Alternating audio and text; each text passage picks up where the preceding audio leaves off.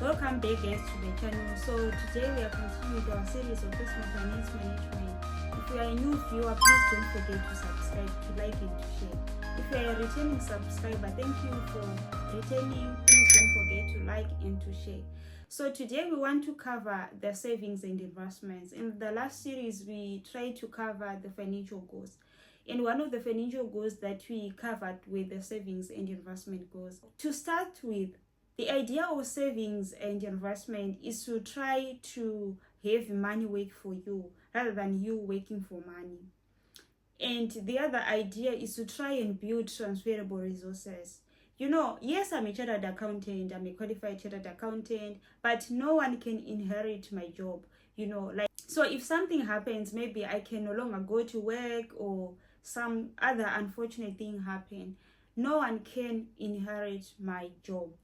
So at the end of the day, the idea of saving and investment, that's where it then kicks in, where you need to try and build some transferable resources to your children, to your family, etc. So savings and investments, these are two separate things that we need to understand, and we cannot use the words interchangeably. So with savings, you are trying to just build some funds for short-term goals. It might be like at the end of the month, I want to build a house. So what you need, like you need that money easily accessible. So you just want to make sure that you are saving towards that, buying a house. Or it might be that you want to build up an emergency fund, or you just want to save for a holiday, or you just want to save maybe for marriage, etc. It just depends. But then the idea is it's more of short term, like maybe less than 5 years or so. And then when it's investing, you are now trying to build for the foreseeable future, like it's more long term, right? So for investments, you want to build something that is more or less inaccessible, and you don't really expect, like, I really want to be using the returns for now, but you just want to use the returns in the future. So that's the difference between the saving and investment. And then one of the questions that people normally ask, and I know someone actually started to watch this video, and then they were like, no, I don't think this is for me because I'm not in a situation where I should be saving or investing. So the bigger question also is, who should be saving and investing? Anyone, guys, should literally consider saving and investment. Buffett says, and I quote, I started to invest at the age of 11, and until then I was just wasting my life. So you can see someone at the age of 11, they had already started investing, like building for the future. And we also know the story of KFC. The person who started KFC started in their like later years. So literally anyone can save. Literally anyone can invest. So we actually need to start to build this idea to say, we need to be saving, we need to be investing. This is how I think of it.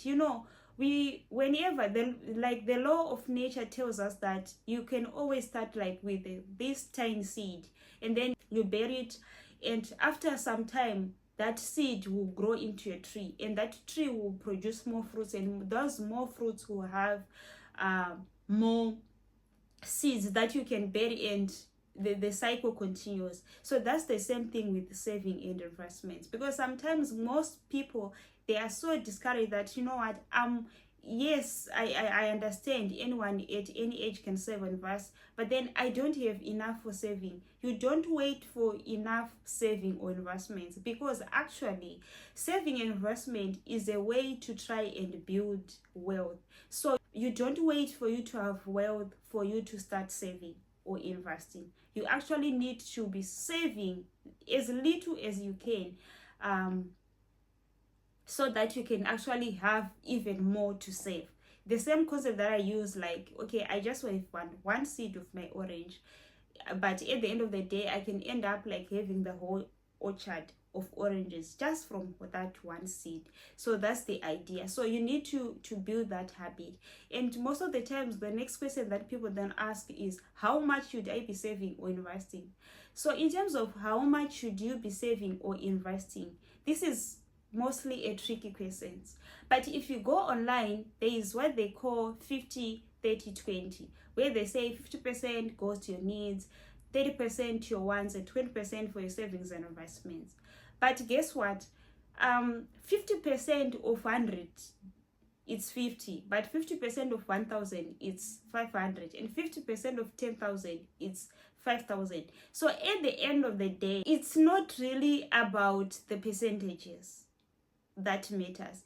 If you want to build sustainable saving and investments, my advice is start setting your financial goals. So if you had not watched the previous series about setting up financial goals, you need to go back and watch that video. I'll put the link to that video in the description. So you need to go back and watch that video.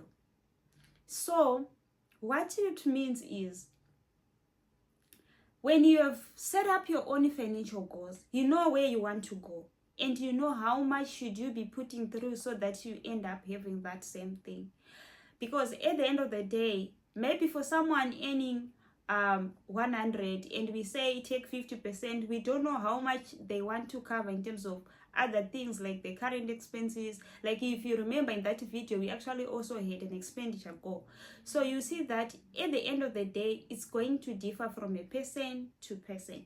So what you need to do at the end of the day, you need to make sure that you build your own goals. After building your own goals, you're like, okay, this is what I'm currently earning. And from that, like I was also trying to mention last time, you can actually see sometimes that you need to work more, you need to put more, etc. And you start to save towards that. The same thing with the investments. So now, because we have distinguished between saving and investments and why is it everything is important, someone might then ask to say, should I be putting more of savings or investments? So the first thing that you should always try to do is have enough in your savings so that when you start to build your investments, you don't really need to be coming back and taking again from those investments, etc., or ending up having like bad debt, etc., to cover up, but you are saying, I'm trying to build wealth. So what you need to do is you need to make sure that you have enough in your savings. So how much is enough in your savings? So you need to come down and say, okay, for me, I need to set up sort of like my emergency fund. So as soon as you have set up your emergency fund, you have put through a certain percentage of your living expenses in your fund, and you've put that saving into a high earning savings account where you can actually be earning interest. And then you know, okay, what are some of the expected emergencies? It can be car accident, it can be health issues, it can be leaving your job actually, because sometimes you may see that retrenchment do happen. You can remember what happened in COVID and all those. So you just need to be setting up those emergency funds, sometimes back home, or your family, it can be your immediate or some distant family members, even your friends. You may need to be assisting them. So you need to set up an emergency fund.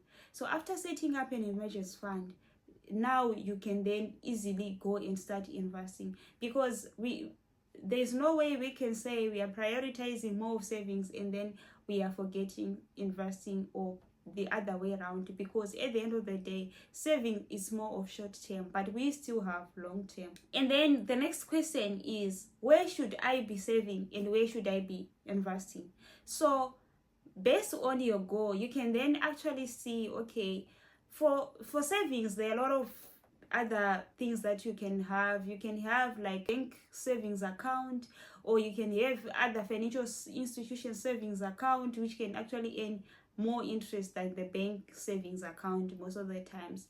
So you can just look for those products based on your location and your financial institutions that you have access to. And then there are also things like money market funds, which are sort of like less risky and you can easily get your cash.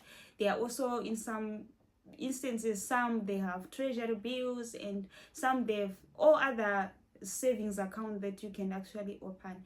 And then when it comes to investments, you can think of investing in real estate investment trusts, stock market, bond funds, etc., all these other retirement funds, things that are like long term.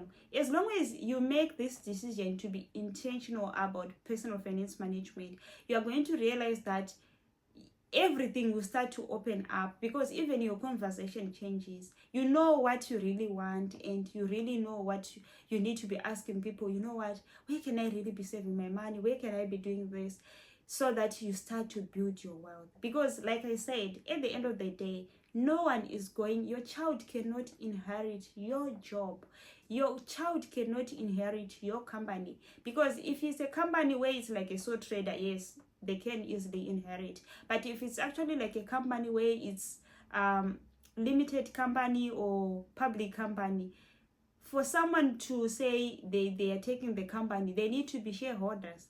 So at the end of the day, your child cannot just say, I'm inheriting to be a shareholder. It's totally impossible, because they also need to become a shareholder, and they need to be buying shares, etc, etc. So at the end of the day, when you think through this idea of saving and investment, you are going to see that it's going to help you to also meet even the things that you really want in life, like your goals. Some people, they really desire to help people, but they actually do not have money. Why? Because they just think, okay, when I go to work, I'm going to come back, whatever I have, that's how I'm going to be helping. So you are even limiting yourself, because if you could put that money into an investment account that you are specifically saying, this investment account is for me to just fund the gospel, is for me to just help the needy people, is for me to just help my family, is for me to send my child to school,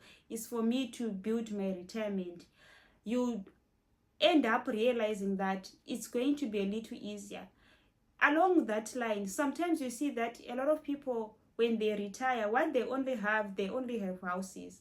So you actually see that trying to build this, it will also help you to realize that what you need in retirement are not only assets that do not earn money. You also need cash, right? For you to be able to be paying bills, medical bills, like electricity and all those, food, etc. is a continuing expense.